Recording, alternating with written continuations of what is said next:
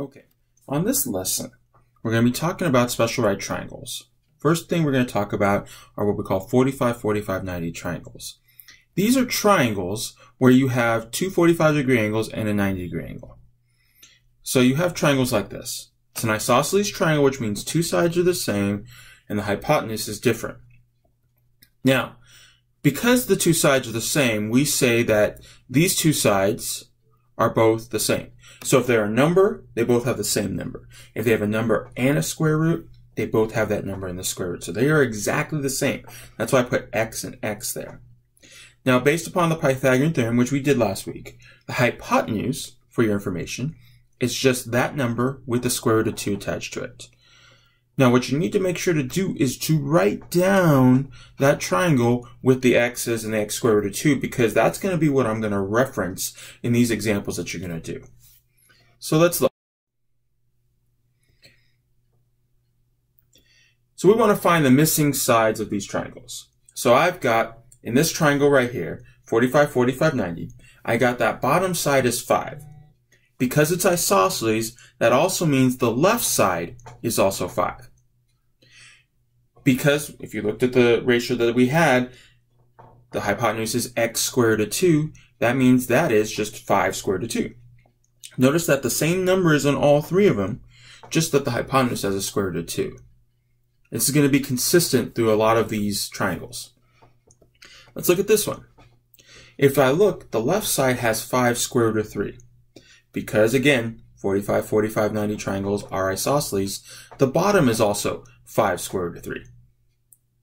Now, the thing that changes for the hypotenuse is that instead of being with the square root of 2, look at what happens. Normally, I add the square root of 2 on it. If I do that, I just multiply the square root of 3 and square root of 2, because that 5 square root of 3 is what we put there. That gives me 5 square root of 6. That would be my answer. You're going to notice that some of these are going to have to add, multiply, or divide with these square roots in order to do it. That's why we practiced it this last week. Let's look at this one. Notice that the hypotenuse has a 5. It does not have a 5 square root of 2. Doesn't have any square root. This changes how we do the other two sides. Normally we have a square root of 2, so we have to divide by square root of 2. When you do that, we have to rationalize the denominator, which is what we did last week, by multiplying by square root of 2 on top and bottom, and we get our final answer of 5 square root of 2 over 2. That means that this one is also 5 square root of 2 over 2, because those two are isosceles, and those two sides are the same. You're going to see patterns arise with some of these that they're going to look very similar to other ones, just with different numbers, so make sure you have all these examples written down. This one has a square root of 2. That means the number that's in front of the square root of 2 is the number that goes on the other two sides, which makes this one 7 and this one 7. And from there, we're done, because all we're trying to do is find the missing sides. Let's look at this one right here. Notice that that one has a 3 square root of 6. It's kind of similar to the example that we had previously. Well, because it has 3 square root of 6, that means I can break it up. I can factor it, 3 and 2, because remember, the hypotenuse on a 45, 45, 90 always has a square root of 2. So I've got to kind of take that away to figure out what's left over. Since that's 3 square root of 3, that means that's 3 square root of 3, and that's 3 square root of 3. As we practice this, it's going to take some time for you to see some of these patterns. The reason why I'm doing this video today is so that way you guys can reference it each and every single time you're doing it as we go through this week. The next type of triangle that we're going to deal with is what we call a 30, 60, 90.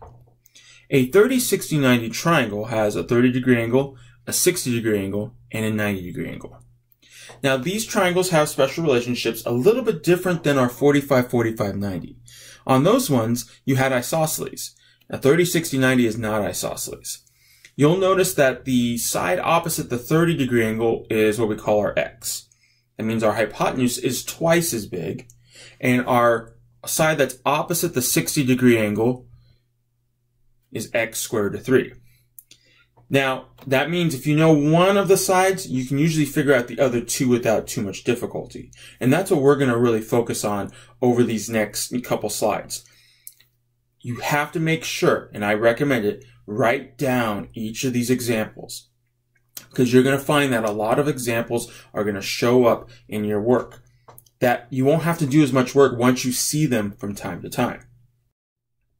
So let's look at this one. We want to find the missing side of this triangle. Notice that the hypotenuse is 6. That means the side opposite 30-degree angle is half as big. Because if you remember, the one opposite 30 was x, the hypotenuse was 2x. So I just cut it in half to get that one. This side always has a square root of 3. So I just have that 3 that's on the bottom, put it next to the square root of 3. I try to simplify if I can. If I can't, I'm done. In this case, I'm done. Sometimes it's very easy. You just have to make sure to pay attention to which angle is which. Let's look at this one. Notice that the bottom was 4. That means the hypotenuse is 8, twice as big. If you see in these two examples, you'll see the difference between those sides.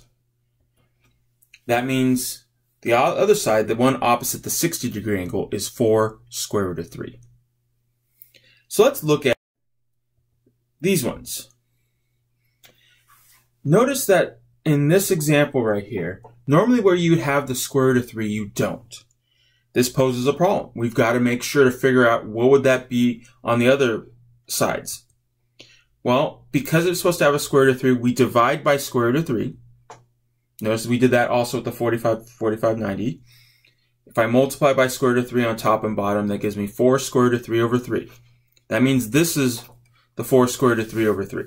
It's always the one that's opposite the 30-degree angle. Now the hypotenuse is twice as big. So if I multiply by 2, I get 8 square root of 3 over 3. Notice I only multiplied the top number by 2. All the other ones didn't change. That's going to happen from time to time. Make sure you pay attention to that. Our next one is this. Notice the bottom, I have 2 square root of 2.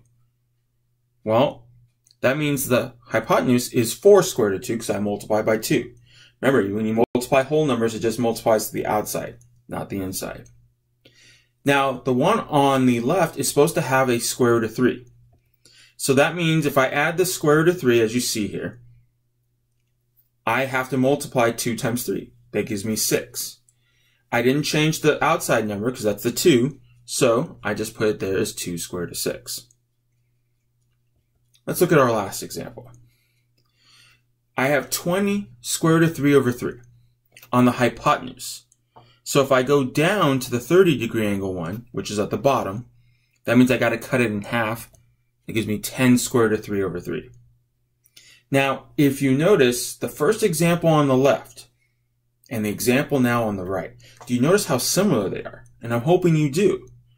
That means if I have to find out what the left side is, I have to put a square root of 3 with it. It goes on the top. Well, 3 times 3 is 9. What is the square root of 9? Square root of 9 is 3. So that means I've got 10 times 3 divided by 3. Notice how the 3's will cancel out. That gives me 10. Anytime you have a situation like that, you'll notice that numbers don't change that much. It's just that some of them times become a whole number, some of them have a fraction, some of them have a square root. Make sure you pay attention to all of these examples.